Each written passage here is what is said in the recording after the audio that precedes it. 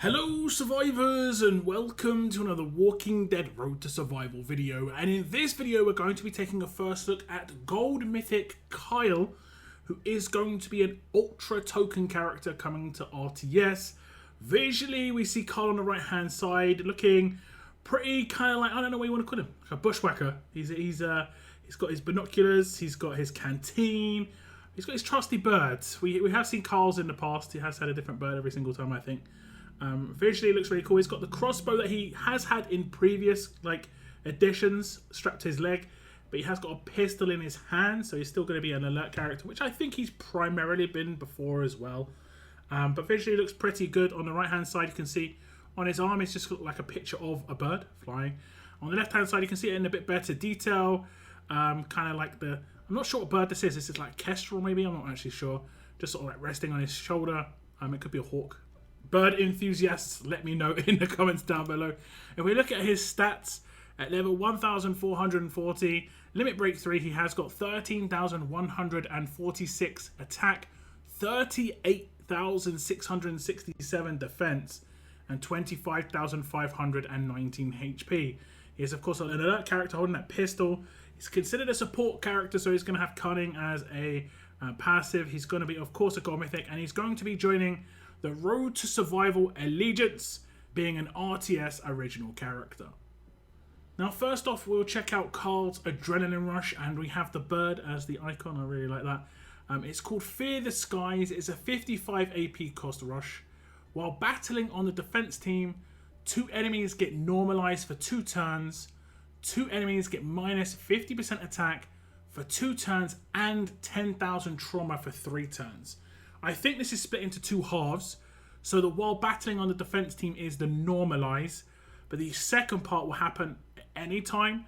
It's whether you think that minus 50% attack and 10,000 trauma is actually that good for an attack team. I think this character is primarily being pushed as a defense team character.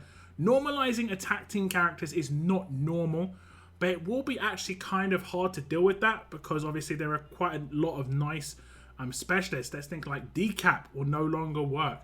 Like Headhunter will no longer proc. When you hit crits, it will no longer actually apply crosshairs. So decaps are really important. Sort of things like follow up 2 on like a Kenny.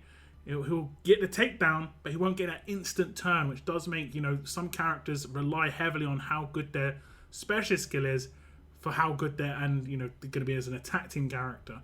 And it's going to happen to a lot of different characters. Guardian Shields, no longer going to happen, that sort of thing. Now, it will always prioritize someone who is an actual specialist, so this can't potentially land on a leader by accident, just because the leader can't be normalized. Okay, so we're attacking, and we have got Kyle on the defense team by himself. I'm just using random characters here, but I'm using 4 specialists plus the leader. This is just to show you how his rush actually works and what it'll do. So if I hit defend action on the last character, the rush will come out. You'll see 2 of my attacking characters got normalized, and that will be Valkyrie and Laupo at the bottom. They also received the minus 50% attack in Valkyrie and also the 10,000 trauma. The minus 50% attack and 10,000 trauma are latched, so whichever characters receive the minus 50% attack will also receive the 10,000 trauma. But the characters that get normalized won't necessarily be the ones that get the attack down and the trauma. As you can see, Wangfa, the leader, did get that part, and so did Diamond up the top. This is very much worth noting. So potentially it could effectively hit all 5 members, where 2 characters will get normalized and the other 3 will get the second part, or it will stack on characters that initially got the normalized. The potential of this rush is actually pretty high for sure. And obviously, if you only had 3 attack team characters left alive, the 2 specialists would get normalized, and then everybody would get the 50% attack down, and everybody would get the 10,000 trauma. You can resist all of these. I think there are some characters that can resist normalized, but not many on attack teams, to be honest.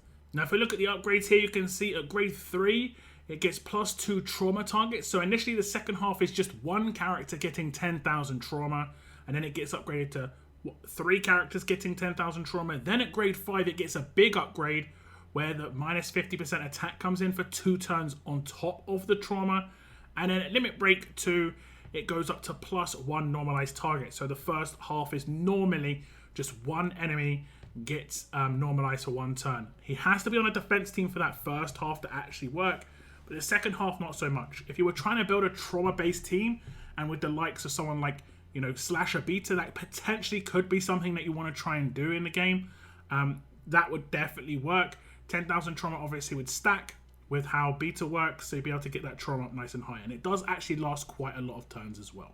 Now this rush is quite nice, 55 AP, so it'll go off pretty quickly on a defense team as is standard, but this generally, as I always say, on a defense team characters isn't where like the meat is on a character. This is just generally decent, but this is actually really nice if it does go off, where it's just like massively problematic for attack team. It's going to slow you down significantly. There are not too many cleanses on attack teams either, so it's going to be a big problem. You know, those normalizes landing on the wrong characters will massively slow down your attacks and your takedown potential, which will just increase the chance that a defense team will either be able to take over, recover from a bad situation, or just defend you straight up. Now I'll move on to where there is generally a lot of power in defense team characters. It's going to be the signature move, and it is called Ready to Kill. It has got an initial cooldown of turn 1, a cooldown of 1 turns, number of uses unlimited. One other teammate gets defense down block for the rest of combat. 2 teammates recover from all debilitating effects. Deal 30% of this character's defense stat in damage to 2 enemies. So obviously there's 3 things going on here, and they're all separate. The first one is going to just, like it says, defense down, block for the rest of combat. And every time he does this, that should get applied to a new teammate. Then separately, 2 teammates will recover from all debilitating effects. And debilitating is things that stop a character from using part of their kit, be it normalize, daze, impair, confuse, you know, anything that stops a character from actually utilizing parts of their kit and actually having their turn. So that would also include stun, taunt, and so on and so forth. Now the last part, where this character will deal 30% of his defense stat in damage to 2 enemies, is obviously significant. His base defense is extremely high. That means weapon and leader effects are going to have a big bonus on it. But I will say in other parts of his kit, he's got something that boosts his own defense as well. So the amount of damage output he's going to do with this is actually pretty high. Okay, so we are going to be attacking with the same team as we did before. This time, Carl has some teammates, as you can see. And they're both stunned. This is terrible, guys. This is terrible. What I can also do is I can also do an impair with Wang Fa, just to make it so that any attacks I do on these characters won't gain any AP. This is great. So I'll do the signature move here. However, Carl's going to respond in turn with his own signature move, and you're going to see both of these stuns removed and also the impair. So we'll see this come out. Carl's signature move will come out as well, and you can see these guys get both of the debilitating status effects are removed, and then they have their turn. And you can also see that at the top right, you have Nor with the defense down block for the rest of combat. This is quite important that it landed on Nor as well, because I could have a character come in and try and steal some of her buffs, because she's got 4 buffs right now. She's got a defense buff from an alert defense weapon. Then she's got her 2 buffs that she did on her own sig, and now an extra buff. So it's going to be very hard for me to specifically get like Halo off of her or decat resist. So it's just more buffs for more characters on these heavy alert defense teams at the moment, I think. Now, it's also worth noting that the damage that Kyle does with this signature move is flat damage based on his defense stat. It doesn't take the enemy's defense stat into account. It just applies damage 30% of his defense stat. It's pretty much as simple as that. So if you manage to get him to 100,000 defense, he's going to be doing 30,000 damage. If you get him with higher buffs on him, because there is ways to stack his buffs up quite high, you can potentially do loads of damage. People remember Razzo, that if you stacked his defense up nice and high, he'd do more damage. Same sort of deal here. If we look at the upgrades, you can see at grade 2 he gets an upgrade to this, where 2 teammates recover from all debilitating effects. That's going to be the second half of this just being added at grade 2. At grade 4 is going to be a 15% extra damage on that last part. So initially he's only doing 15% of his defense to 1 enemy. Then at LB1 it's going to get -1 to starting cooldown. It'll go from a turn 2 starting cooldown down to turn 1. And then at LB3 it'll get an extra damage target. So that 30% of his defense stat in damage will now go to 2 enemies and be fully maxed out. This signature move is of course extremely powerful. If you're on a defense team, I think you might want to protect this. Daze is going to be vital to stop this guy from nuking some of your team, and honestly getting some nice early protection on one of his teammates, and also removing debilitating status effects, which can be very problematic. This is not going to be anything like bleed, burn, attack down, defense down, or anything like that. This is just going to be the ones that stop a character from actually being able to do their abilities. Still highly effective though, and these are generally the ones that people prioritize within their combat mods. Okay guys, it's that part of the video. If you want your chance to win 10,000 Ultra tokens, please type below the entry phrase, which is going to be "the bird is called," and you can obviously put afterwards whatever you think the bird's name is. I want to see what your predictions are in the chat. Trying to keep it fresh, guys. Trying to keep it fresh on these giveaways. If you do enter, best of luck. The draw will be in around about 10 days on a week Monday. But for now, back to the video. So here we have those mythic abilities. These are Carl's passives. And of course, he is going to be a support character, so he's going to have cunning. So he's going to be 30% less likely to trigger enemy weapon effects and walker effects. It's primarily going to be good against enemies, obviously, because of the weapons in raids and war and so on and so forth. And that's going to be when he's attacked and also when he attacks himself. The next one is called Unaimed Reaction. When being attacked, 100% chance one other enemy gets impaired for 2 turns. This is kind of like, I think you would kind of say like Steve, where Steve would confuse somebody, whereas this guy is going to impair somebody. Kind of the same sort of deal. Very problematic. It stops you from gaining AP, stops you from using on attack, generally your most effective part of your arsenal to just get, teams taken out. Quite a nice passive there. Then we have the third passive here, and this is one that has been seen a couple of times with other traits, but we have got all alert defense teammates get 45% defense boost. This is going to be absolutely crazy with certain alert characters on the same team as Kyle, but him himself is going to get a boost to that just because it's going to help his signature move, and it's going to multiply the weapon, and with the leader skill he could potentially have such high defense rating because of this, let alone if you think the characters like Rick on those teams as a leader and Nor. It's not like these characters need any boost, but they're going to get one. His last one is called Healing Opportunity. When an enemy receives the impair status effect, 100% chance all teammates heal for 30% of their max HP. This means that when you attack him, he's going to 100% of the time impair an enemy, and then when that impair lands, he will heal his entire team for 30% of their max HP. Again, if Nora's in the team and she hasn't been normalized, then that's going to be extra bonus HP as well if she is max HP based on her specialist skill. So this is going to be very problematic for sure, based on the teams he's obviously going to be used in. And so he's like a semi-healer, semi-controller, semi-team buffer. Like, he's doing so much for his teammates that is crazy. The amount of synergy he's got. But I think we kind of should be used to good defense team synergy by now.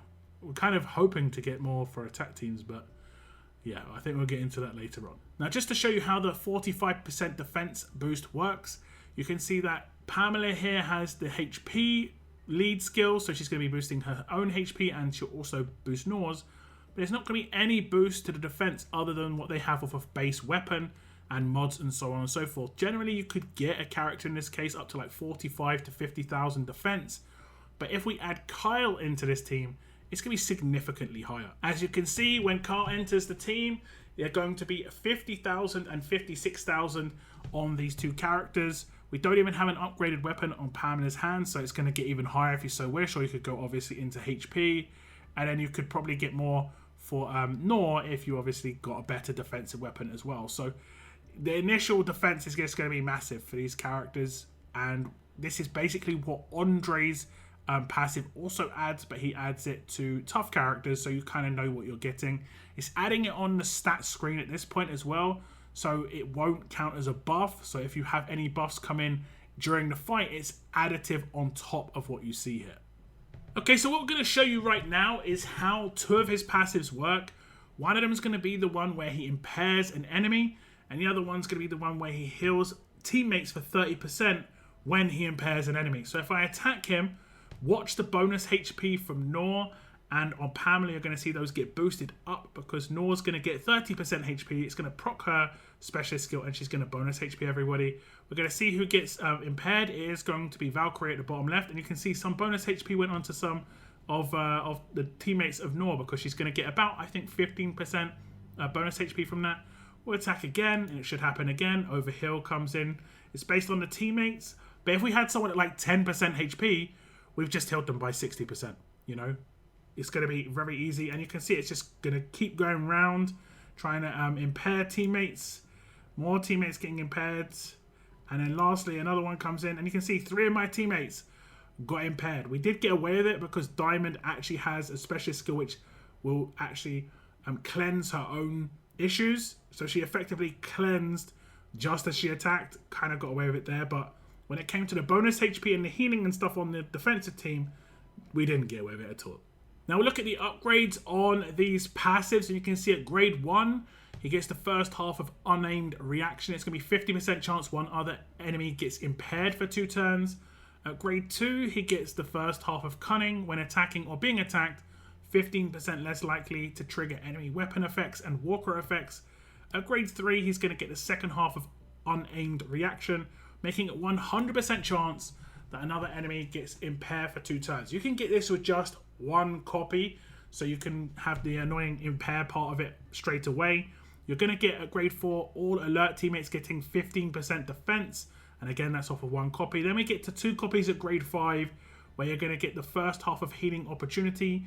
When an enemy receives the impair status, 50% chance all teammates are healed for 30% of their max HP.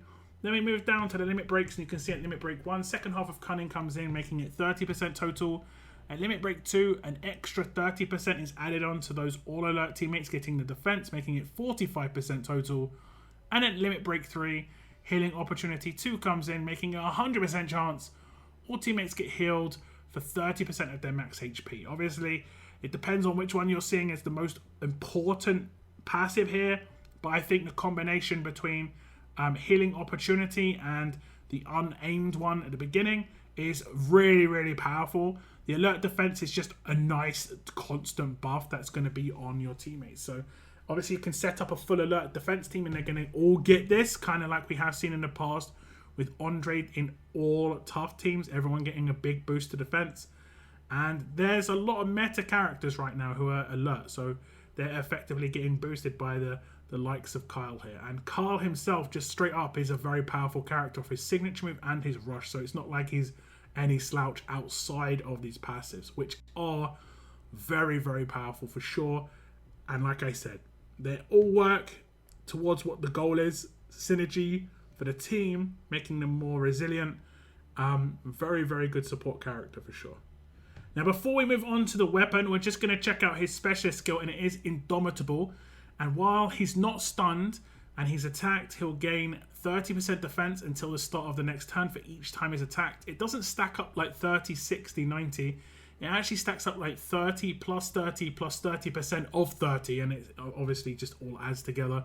It can get kind of crazy. There is actually a faction assault boss which I've seen get over 1 million because of Indomitable, but yeah, I think you would have to attack a single character a lot of times for that to happen in raids and war.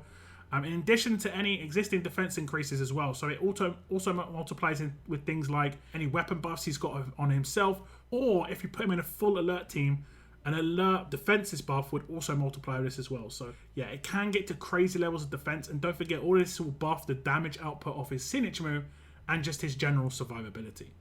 Now the last thing we're going to look at is his weapon, and he's got some unique stuff on here. Carl's Guarding Silence Pistol. It has got 35% HP base, 40% defense base. In the third slot, it has Taunt each turn. At the start of each turn, a random enemy gets Taunt for 1 turn. Now I did not have this equipped before. I'm not going to show you how this works because I think it's pretty obvious, but it will taunt characters into his specialist skill, which will give him an extra 30% defense, which will also buff his signature move. Now, this is at the start of his turn, not at the start of the wave. So when you initially start the fight, no one will be taunted. Then at the start of his turn, he will taunt somebody straight away for turn 2. And he'll do this every single turn, buffing himself in the process, stopping one of your characters from being able to actually, attack, because he's forcing the attack, but then it will also impair one of your teammates guaranteed, and then also heal his entire team for 30%. So it's just a proper snowball effect going on here. In the 4th slot, he's got Improved Stonewall, where he gets a 50% defense boost for the first 2 turns of combat, and he cannot have his defense reduced. It's like the normal Stonewall, but the 50% extra defense is going to be very nice for that signature move, because he's going to have a big boost just straight off the bat. Whatever defense you've got, let's say you manage to get his base to 100,000, it's actually going to be like 150k.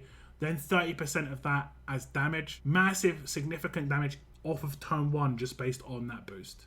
So just to show you how this works, I'm going to defend on the majority of my characters just so that I'm not actually doing too many procs on his Indomitable. I'll do one attack with Rosie just to show you how it works. It's not going to go up to 80%, it's going to go up to a little bit higher because it's going to be 30% plus 50% plus 50% of 30%, which makes 95%. And as you can see, that's just going to be a straight boost if I attack him. And then if I just defend with everybody else, he'll do his signature move. Now, last time around, I think it did around about 16,000. I did have an attacking weapon, so it was actually just reducing his defense and everything. Now he's not got an attacking weapon. Now he's got a defensive one. We're going to see what kind of damage output he can do. And it's going to be 35k off of turn 1 just because of this. This is absolutely crazy amounts of damage off of turn 1. No damage roll characters can survive this. The only reason Wang Fa survived is because he's a tank. You know, he's an actual defensive team tank. The likes of Valkyrie and any other attacking character are going to be absolutely destroyed. Now, when it comes to the upgrades on this weapon, I pretty much just go with HP or defense or a bit of both. It's completely up to you.